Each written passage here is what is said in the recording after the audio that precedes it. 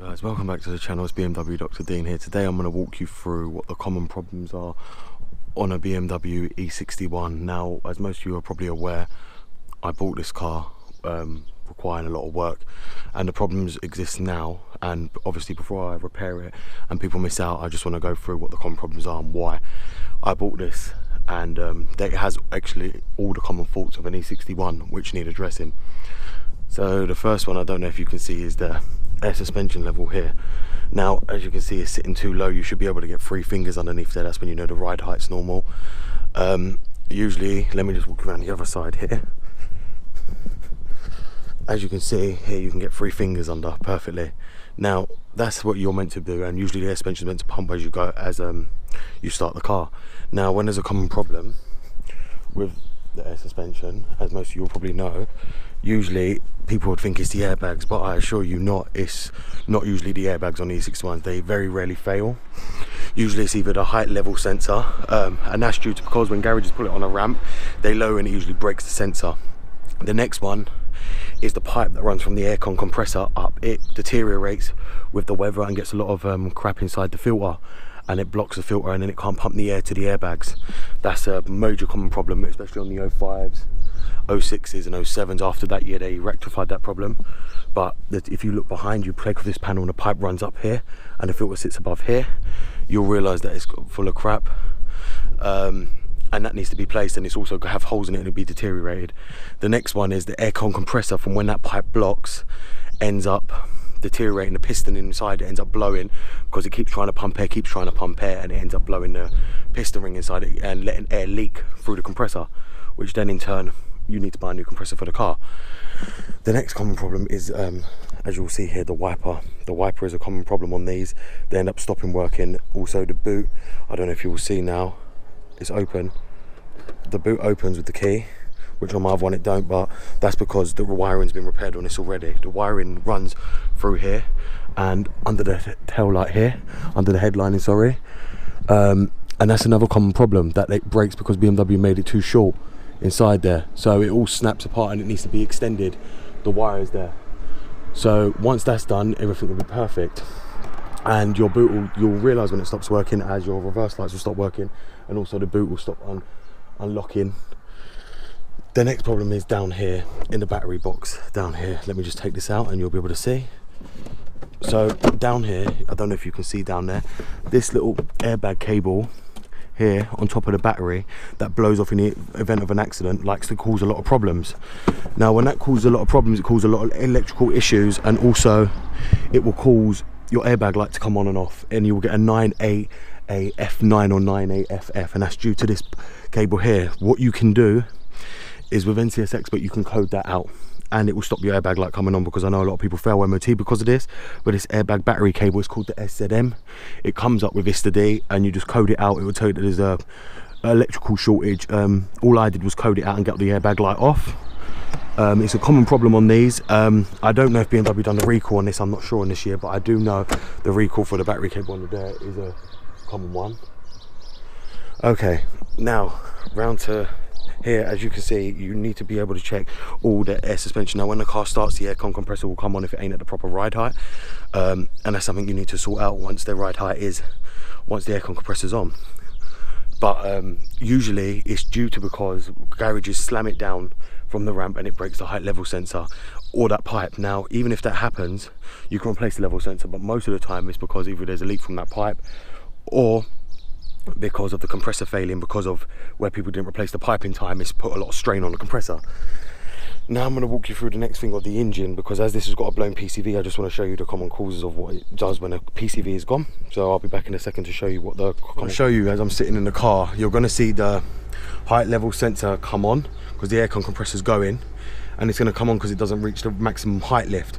Now, most people think that you need to readjust it in ISTA-D. I can tell you now, it's a very rare case, and you don't have to usually redo the height adjustment unless you change the airbag on it. You don't have to recalibrate the height adjustment at all, or if you change the compressor, you do.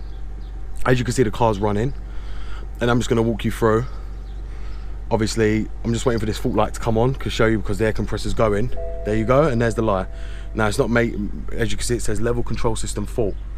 Now that's the fault you'll get if the aircon compressors. Now when you go and check one of these cars, please check it thoroughly. Get someone to sit in the boot, because that's usually where the airbags detect the extra weight, and you should see the airbags lift up. If you don't, you'll get this fault, because a lot of people will try and trick you. It don't come on unless there's weight in the car.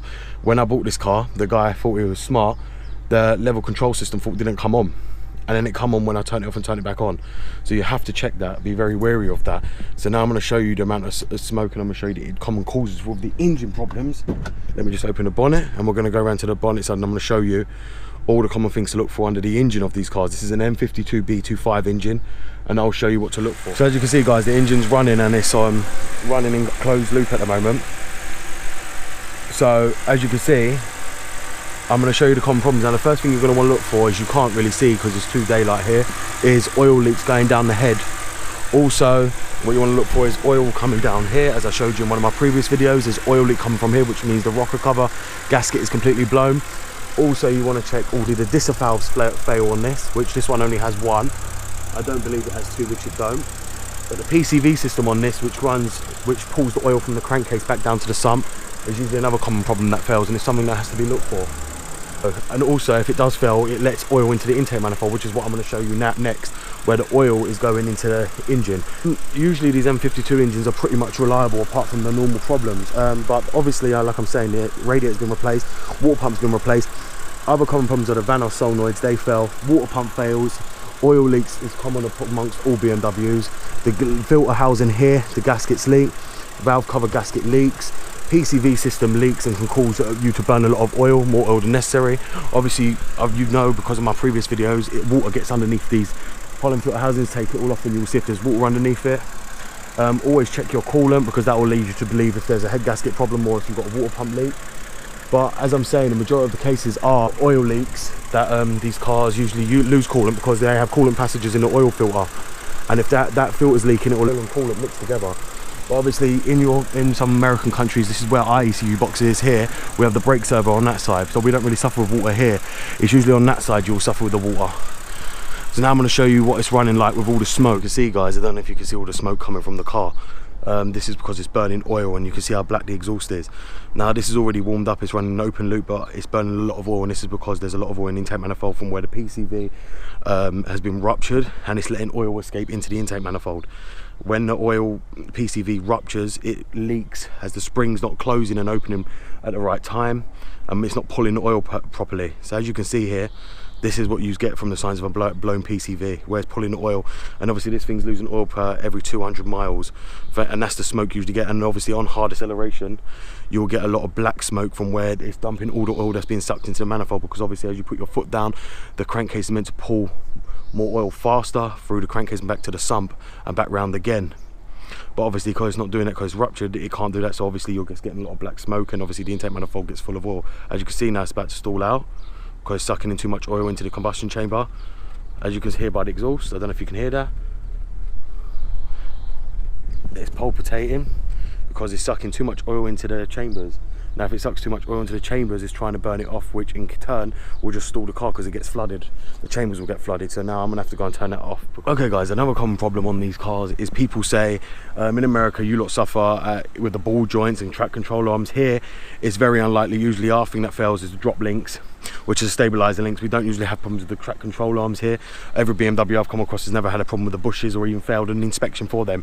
It's very, very rare that they fail. I mean, my steering's always been tight on BMs, and I've never noticed it unless previous owners before I bought them have always changed them.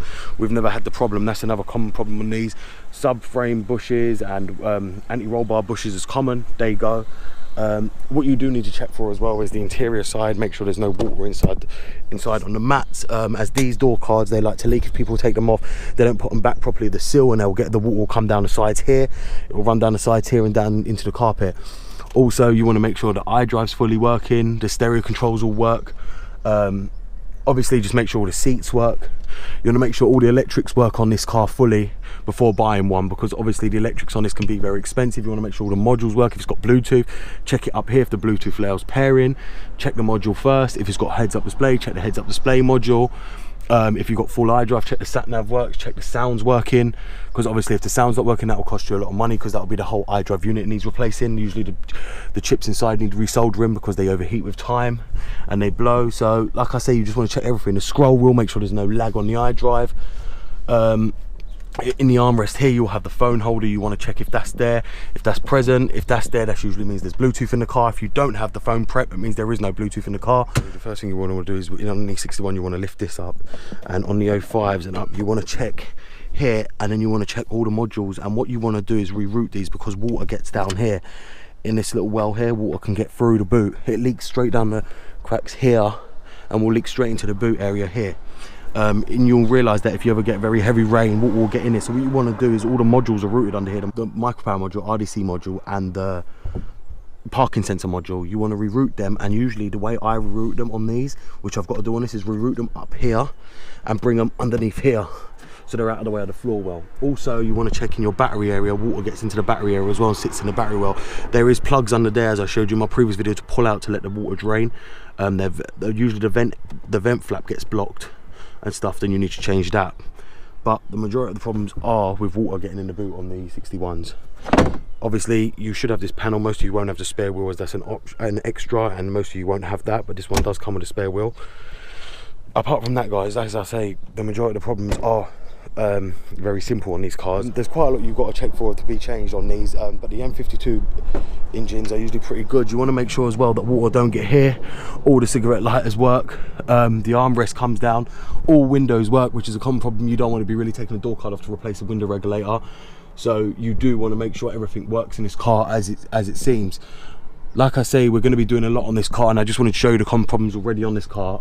So far, we've got rocker cover gasket, PCV system, headlights need restoring, as you can probably see around here. You don't want to be like me, getting the car and the headlights are like this, which is quite really bad. I need to restore them, because as you can see, they're very misted up. People that usually own these cars don't care about them, and garages will charge them an arm and leg, hence why they leave certain things like this. But this will not pass MOT like this at all. I don't even know how they've been passing it with misted up headlights like that. They shouldn't have passed. And obviously I know people will be saying, why am I in favour of that? But because, to be honest, this can cause you bad visibility issues, like even with your high beam. How are you meant to see your headlights on the road with that? Guys, this is my E60 right here, and as you can see, it's looking very shiny, because obviously I've been out and polished it. But obviously, as I showed you, this is how the headlights should look, like that, sparkling. They shouldn't have any issues. My one is M Sport and the other one is SE. So let's pull it in America, and probably in England, most people can drive these ones, which are cheaper on insurance, and most people choose to drive this model, which is more expensive on insurance. And as you can see, it's a lot more nicer and tidier. As you see, it ain't so plain like this one, but then it's cheaper on insurance. So as you can see, guys, I've walked you through the basics of the E61. I hope you've enjoyed, obviously, this video. If you haven't, I hope this one's going to help a lot of people, because as I realised, there's not many videos on YouTube for E61. I don't think there's any at all regarding the common problems on an E61, so I'm probably going to be the first to do. I've done one. I hope you've enjoyed this video, guys. Please like, share and subscribe. This is BMW Dr. Dean here, and goodbye.